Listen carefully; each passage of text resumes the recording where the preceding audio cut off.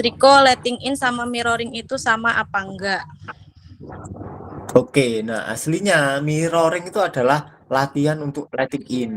Jadi mirroring ini kan aktivitasnya minim, memicu kita untuk terpicu emosinya yang terpendam. Nah, ketika emosinya itu mulai muncul, ketika emosi-emosi yang selama ini kita hindari, kita lawan, kita pendam mulai muncul ke permukaan, ya dibiarkan muncul saja.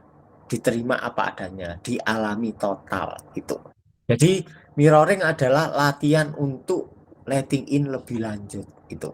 Jadi kalau kalian bisa nggak ngapa-ngapain, bener-bener nggak ngapa-ngapain, rebahan doang, kemudian membiarkan apapun muncul, itu lebih bagus daripada mirroring gitu. Oke? Oke, teman-teman udah dijawab ya. Biasanya juga kan ada tuh Mas yang pertanyaan ke aku sih kayak, Kak aku udah mirroring nih, tapi pas mirroring itu aku nggak ngerasain apa-apa, tapi untuk kehidupan sehari-hari itu aku kayak misalkan ke trigger masalah, aku jadi emosi, aku jadi ke bawah, itu apakah efek mirroring atau gimana? Ada tuh pertanyaan yang kayak gitu juga Mas. Oke.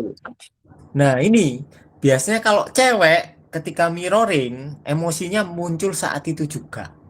Nah, kalau cowok, karena cowok itu dari kecil dituntut untuk tegar, untuk memalingkan dirinya dari emosinya, kebanyakan cowok ketika mirroring, emosinya itu nggak muncul ketika mirroring, tapi ketika setelah mirroring, atau ketika kegiatan-kegiatan di luar mirroring. Jadi misal, malam ini kalian mirroring, bisa saja munculnya besok.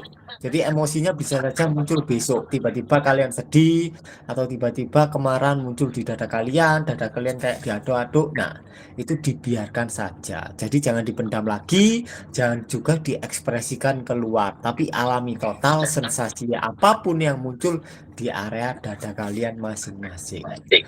Intinya rasanya nggak nyaman, dirasakan saja sampai benar-benar hilang. Itu. Jadi kalau cowok memang kebanyakan akan muncul di luar mirroring, setelah mirroring. Ketika kalian mungkin kerja, interaksi dengan teman kerja atau interaksi sama anak-anak, istri, keluarga dan lain-lain. Itu. Oke? Udah.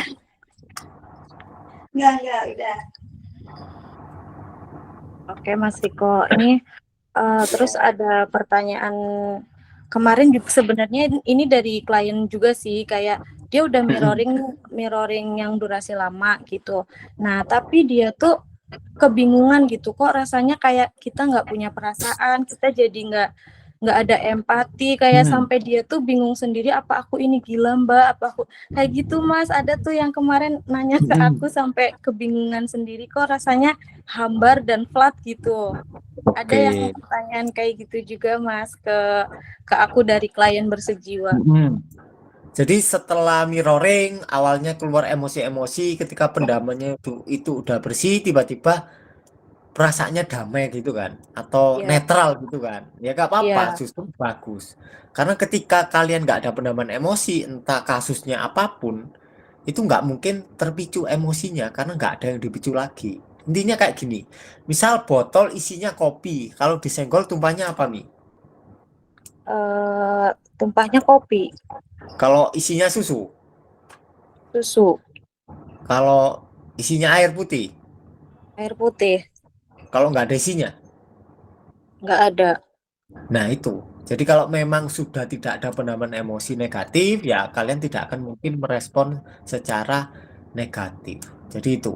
Jadi ketika kalian pendamannya udah bersih, udah runtuh semuanya, kalian akan merespon kondisi aktual di kehidupan kalian itu secara benar-benar meresponnya itu total, bukan dari pengalaman masa lalu. Jadi kalau misal dulu misalkan dihina atau diejek atau diganggu kalian muncul kebencian, kali ini mungkin munculnya cinta atau bahkan netral, jadi it's okay. Iya, Jadi itu justru adalah pertanda yang sangat bagus. Kalau kehidupan mental kalian mulai berubah, otomatis realita di luar juga akan mulai berubah. Jadi itu pertanda yang bagus, jadi tidak usah khawatir. Nah, ketika kalian khawatir terhadap perubahan kalian, disadari juga kekhawatirannya itu. Oke? oke, oke Mas.